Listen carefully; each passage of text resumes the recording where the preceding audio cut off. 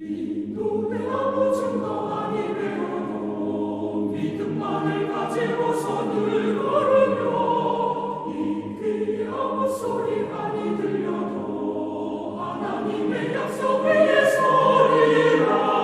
걸어가세 믿음 위에 서서 나가세 의심 버리고 걸어가세 믿음 위에 서서 눈과 귀에 아무 증거 없어도.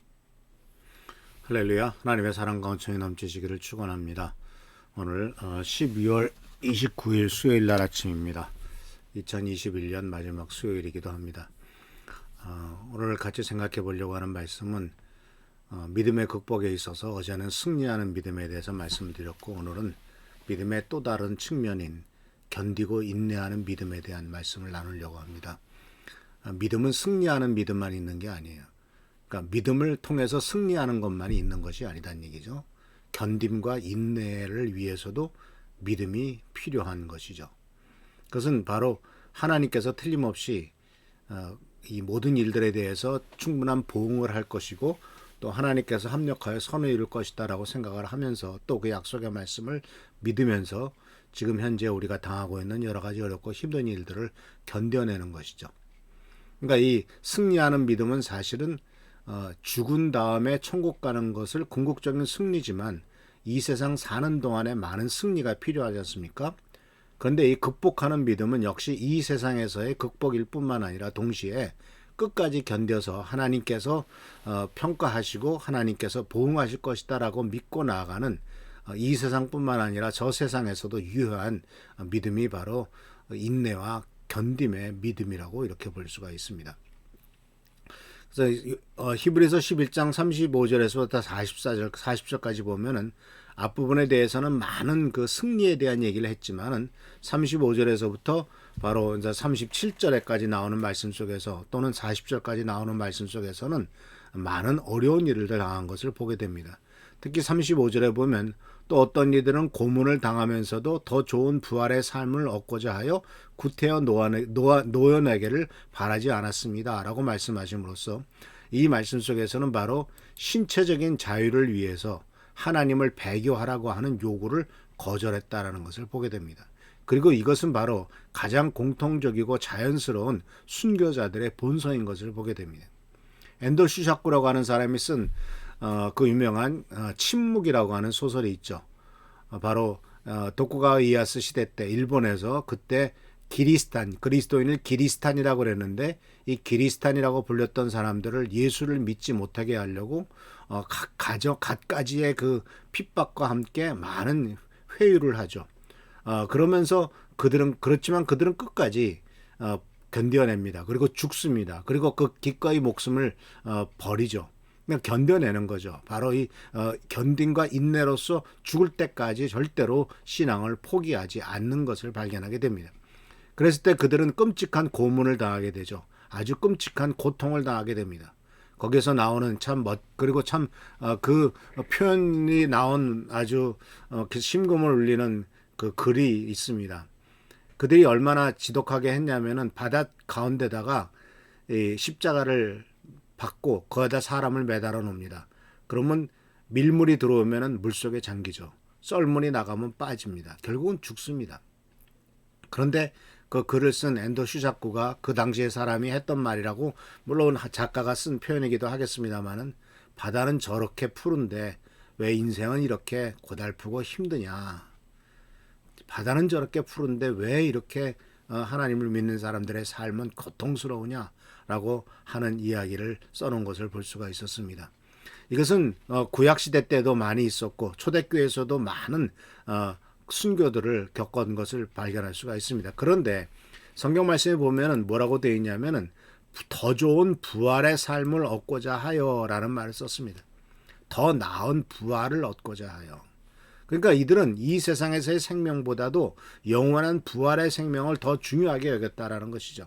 사실 우리 인생은 누구나 다 죽지 않습니까? 앞서거니 뒤서거니 다 가죠. 어차피 한 번 가는 인생인데 그 인생이 구차하게 더 오랫동안 세상에서 굴복해서 이 세상의 가치관에 따라서 굴복해서 살아가느니 좀 더 삶은 뭐하고 일찍 죽는다고 어쩌냐 해가지고 그들은 이제 결코 하나님을 배반하지 않았다라는 것을 발견하게 됩니다.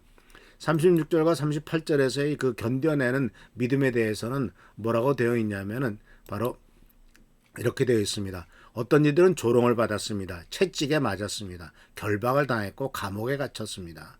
37절에는 돌로 맞았습니다. 톱질을 당하기도 했습니다. 칼에 맞아 죽기도 하였고 궁핍을 당했고 고난을 겪었고 학대를 받았고 양과 염소의 가죽을 입고 떠돌았다. 그리고 이 사람들은 산과 동굴과 광야와 땅굴을 헤매고 다녔다. 그래서 이들의 삶은 참 이 세상에서 그런 끔찍한 삶을 살았던 것을 보게 됩니다. 다양한 고난을 견뎌낸 삶이죠. 사실 이 성경에 나오는 또 구약과 신약 성경에 나오는 많은 믿음의 조상들이 당했던 그러한 뜨다림을 생각한다면 지금 우리가 예수를 믿는다는 이유로 조금 어렵고 힘든 일을 당한다 할지라도 그것은 전혀 정말 비교할 수 없을 만큼 가벼운 것이라고 볼 수가 있습니다. 그 당시에는 정말 목숨을 걸었던 것이 믿음을 지키기 위해서 목숨을 걸어야 되지 않겠습니까?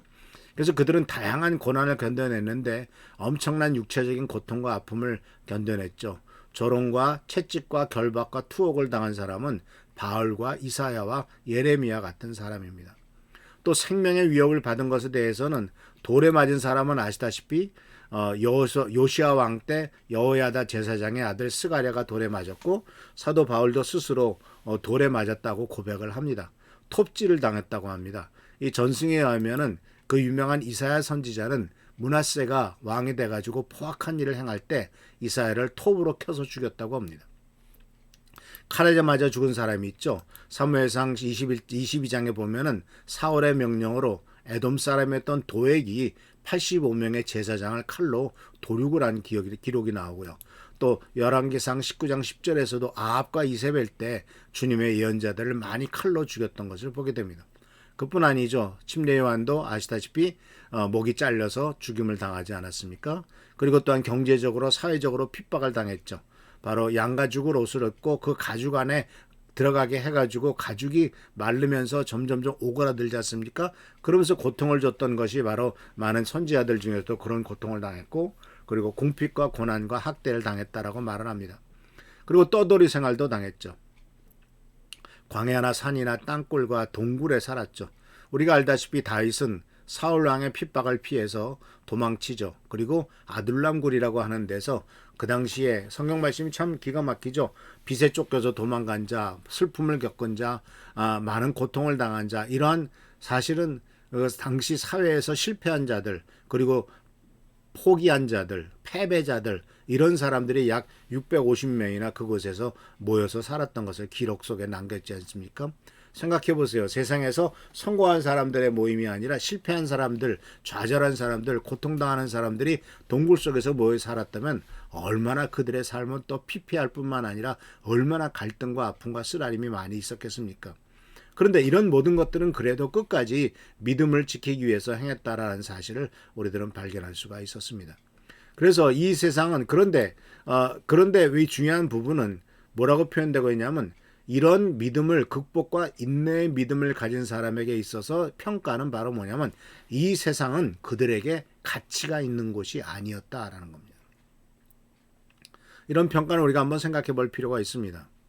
이 세상은 너무나 악하기 때문에 거기에서 내 거룩하고 거룩한 사람들이 나는 이곳에 꼭 살아야 돼라고 이렇게 고집할 필요가 없었다는 거죠.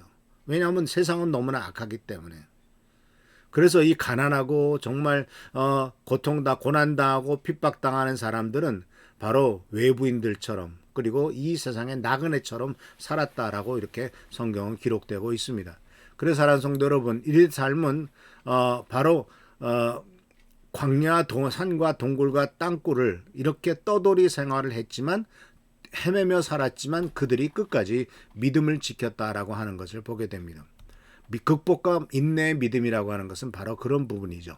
그래서 사랑하는 성도 여러분, 어떤 면에서는 우리들에게 있어서 닥치는 여러 가지 많은 문제점들에 대해서 우리들도 견디고 인내해야 될 부분들이 더 많은지 모르겠습니다. 사실 믿음은 인내하는 데 필요합니다. 승리하는 데 필요한 것보다도 참고 견디는 데 더 필요합니다. 그렇게 해서 주님께서 합력하여 선을 이룰 것이라는 하나님에 대한 믿음, 또 하나님께서 응답하시고 보응하실 것이라고 하는 하나님에 대한 확신, 이것이 바로 우리들이 살아가는 데 있어서 굉장히 중요한 믿음이란 것을 꼭 기억하시기를 바랍니다. 지난 주일날 우리들은 두려움과 믿음, 소망 속에서 살아간다고 말씀드렸습니다. 두려움과 소망, 결국은 이 두려움 속에서 끝까지 견뎌낼 때 소망으로 나가게 되죠. 두려움 다음에 인내, 그 다음에 소망으로 나가게 되죠. 우리는 이 두려움에 몰입당하지 않고 또 두려움에 굴복하지 않고 끝까지 인내하고 참음으로써 참된 소망과 꿈을 이루는 우리 귀한 성도들 되시기를 축원합니다. 기도하겠습니다. 오늘도 주님께서 우리들과 함께 하시는 은혜를 감사를 드립니다. 여러 가지 많은 어렵고 힘든 일들이 있지만 그래도 우리를 사랑하시며 축복하시며 인도하십니다. 그 인도하시고 축복하시는 하나님의 귀한 은총 가운데 우리가 살아가도록 하시고 또 하나님을 철저히 신뢰하고 믿음으로써 인내하며 견디어 나가는 우리의 삶이 되도록 주님 도와주시옵소서. 성도 한 명 한 명에게 큰 은총을 베풀어 주시고 보호하시고 도와주시고 축복하시길 바랍니다. 은혜로써 인도하여 주옵시고 역사하여 주옵소서. 주께 진심으로 감사하고 예수 그리스도의 이름으로 축복하며 간절히 기도하옵나이다. 아멘. 교회를 위해서, 나라 민족을 위해서, 또 삶의 여러 가지 부족한 부분들을 주님이 다 채워주시고 또 끝까지 견디고 인내할 수 있는 믿음을 달라고 하나님께 기도하는 여러분 되시길 축원합니다. 할렐루야, 축복합니다.